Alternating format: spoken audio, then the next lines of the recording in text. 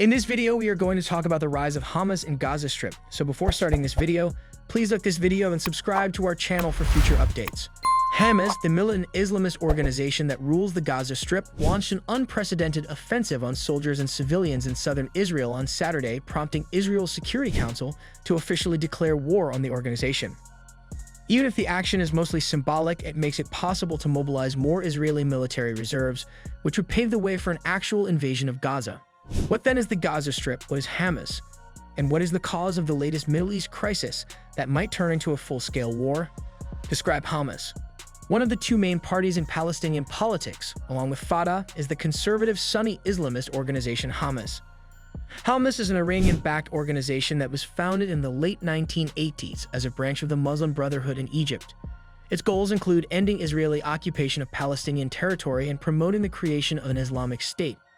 Its charter also specifically demanded the annihilation of Israel, with whom it has fought many battles over the last 20 years, until May 2017.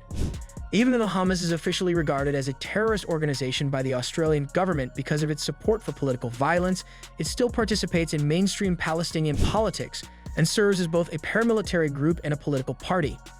Following Fatah's short civil war-era expulsion from the Gaza Strip, Hamas has ruled the region exclusively since 2007. The Gaza Strip is what?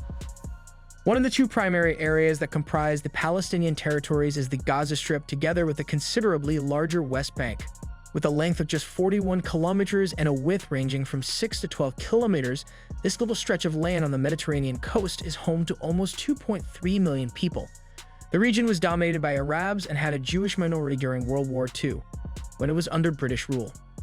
Following the war, when persecuted Jews fled Europe in search of safety, the United Nations decided to split mandatory Palestine into two states: Israel, the home of Jews, and Palestine, the home of Arabs. The 1948 Arab-Israeli War began when the Jewish side approved of this agreement, but the bordering Arab powers rejected it. Gaza was governed by Egypt in different capacities for the following 20 years until Israel took control of it during the 1967 Six-Day War. Since that time, Israel has either blockaded or occupied thousands of square kilometers of Palestinian land in the West Bank and Gaza, a move that the UN says is unlawful. Up until 2000, after winning municipal elections in 2006 and a brief civil war with rival Palestinian party Fatah, which is still ostensibly in charge in the Israeli-occupied West Bank, Hamas eventually gained total control of the region in 2007. Since then, Israel has maintained a tight embargo on Gaza, controlling its airspace and shoreline and requiring the territory to rely on its government for telecommunications, water, and power.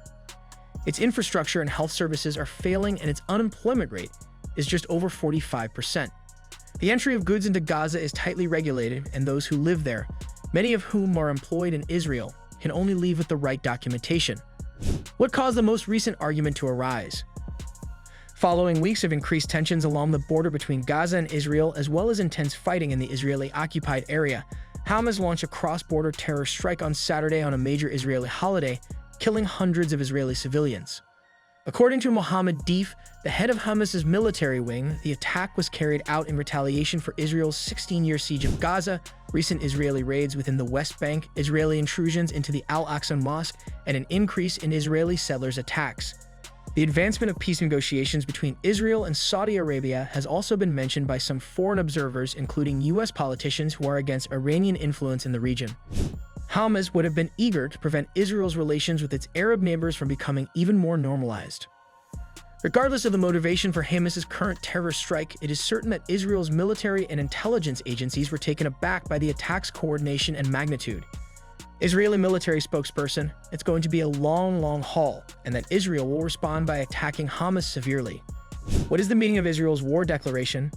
The chairman of the Israel Democracy Institute, a local think tank, Yohanan Plessner, said that the declaration of war issued by Israel's security cabinet was mostly symbolic. However, it demonstrates that the government thinks we are entering a more lengthy, intense, and significant period of war, according to him.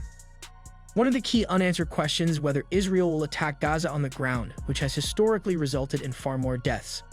Israel had waged large-scale military operations in the past without making an official declaration in Lebanon and Gaza, which it depicted as wars.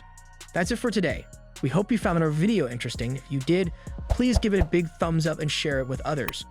Also, if you haven't already, please consider subscribing to our channel.